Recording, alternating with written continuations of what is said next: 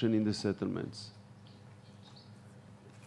This issue was raised as a Palestinian precondition, basically supported by the international community, in order to resume negotiations. Even though in the past the process was not connected to this issue.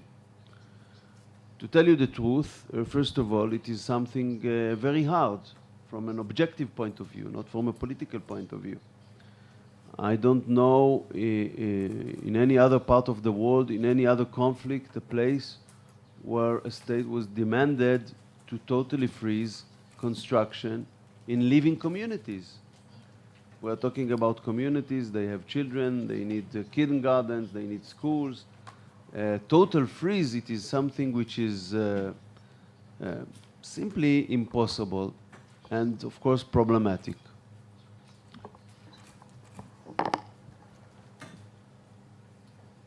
On top of it, it was very risky politically, because this government and also my party was elected by these people. When we are talking about the voters, our citizens in the settlements, I think that my party was number one there. And we were asked to hurt exactly in this public as a gesture, and to do something that previous government, including left-wing governments, hadn't done.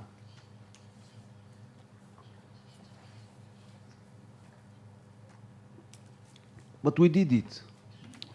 We did it, and we did it for 10 months' time, which is quite a long time. But I want to emphasize the fact that even then, the Palestinians didn't come. Why they didn't come? If I can analyze the way that the Palestinians conduct their issues, I admit that at least the Palestinian Authority abandoned the path of terror. I'm not talking about the Hamas regime, I'm talking about the Palestinian Authority. They understood in a certain stage that terrorism started to hurt their national interests. So they abandoned this path in a certain stage after Arafat gone. But when we are talking about last 2 years, we can analyze quite clearly that they also abandoned the bilateral path, the path that was established on the agreements, and they did it deliberately. And actually they chose a third path. And this path is the effort to internationalize the conflict, to isolate Israel, to try to isolate Israel in the international arena, to delegitimize Israel, and as a politician, it might be easier for you to understand. They want to achieve achievements without paying the price of the compromise, because the compromise always have a political price in the internal arena. But today the situation is that they have a competition from the Hamas. I'm not talking about the fact that even in the past they have quite a generous offers. They didn't sign, they didn't conclude an agreement. But today, the tendency to compromise is even smaller. So for them, the most easier thing to do is not to come to negotiate. They're perceived to be the weak part in international public opinion. Today, international public opinion is almost automatically identified, at least the majority, in the international community with the one who perceived to be the weak part. So this is a consistent strategy. When there were talks with the Americans a little bit more than half a year ago to continue this resolution about freezing the settlements, and actually the Prime Minister agreed in certain conditions to take another 3 months. And there was a principal agreement with the Americans. They come with a demand, stop the construction, also in Jerusalem, formally.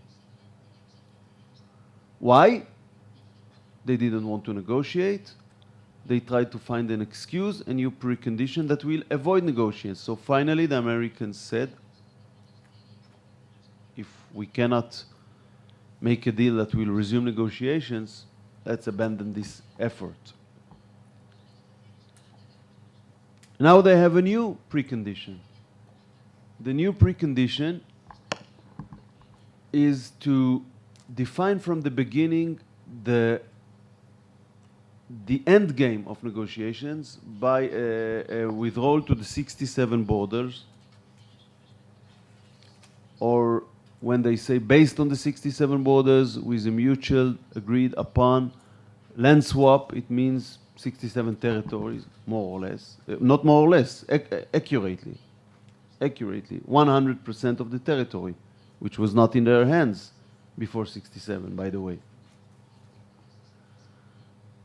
And what's the biggest problem with that?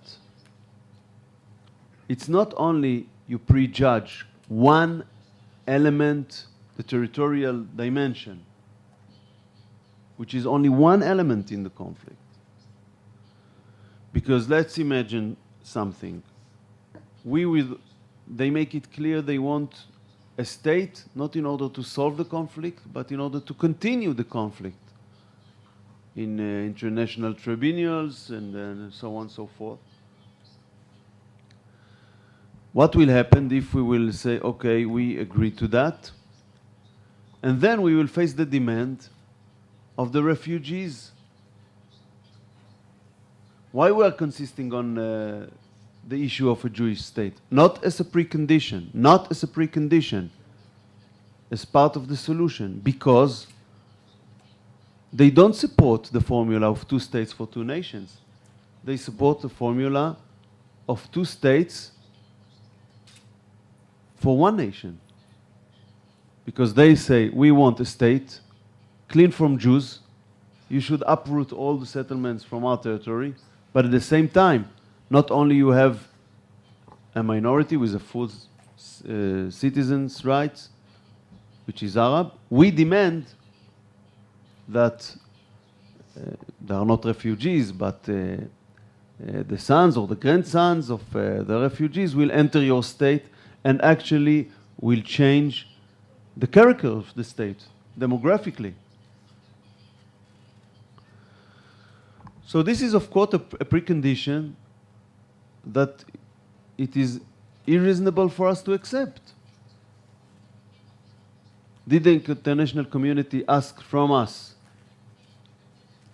okay, agreed to the 67 borders, but in order to be balanced, let's put in the formula of resuming negotiations also our position, which is, for example, in the letter of President Bush to Prime Minister Sharon from 2004, that the refugees, when a Palestinian state will established, will come back to the Palestinian state. Because this is the logics behind the solutions of a 2-state. So I want to, first of all, that you will understand, because today, for example, there are talks between us and the Americans in order to find a formula that will resume negotiations in order to avoid resolution in September.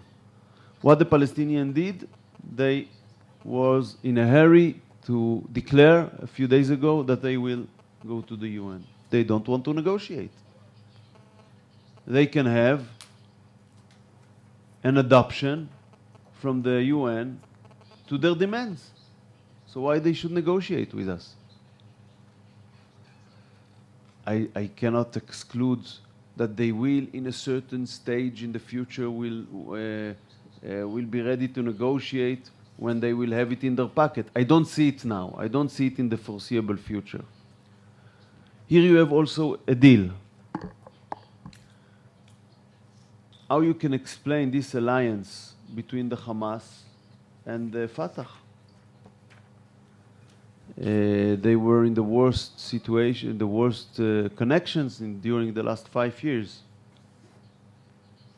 If you will go to Arab villages inside Israel, you can find the picture of Arafat here and there. Try to put it in Gaza. It's impossible.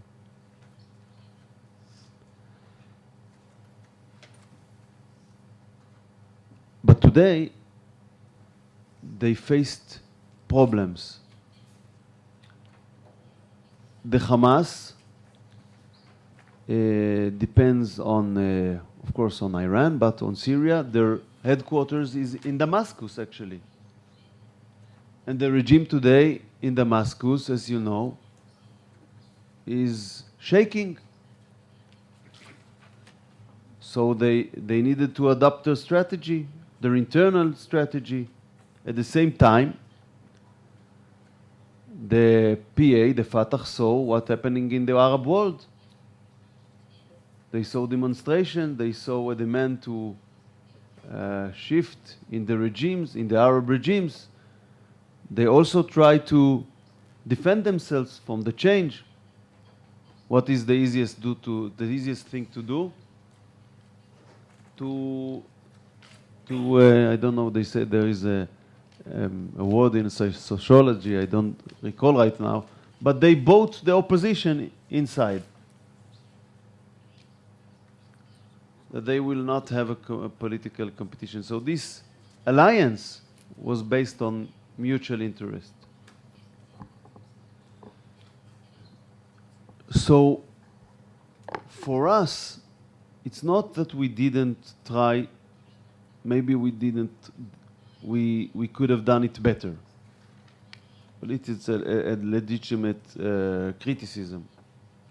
Myself, I called for a political initiative in a certain point during the last term. But what should be the initiative right now? The problem is that the precondition that was adopted by the international community, in a way, put us in a very complicated situation.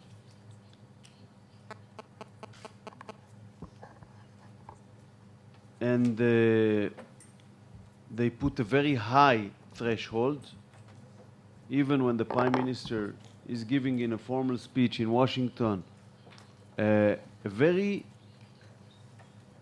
deep willingness to compromise and to concessions, which is not so popular among all our supporters. The comment is, you can do more than that. So in order to resume negotiations, we are formally, not formally, but on the substance, we are demanded to do something which is deeply against our national interest. And what have we learned from the history?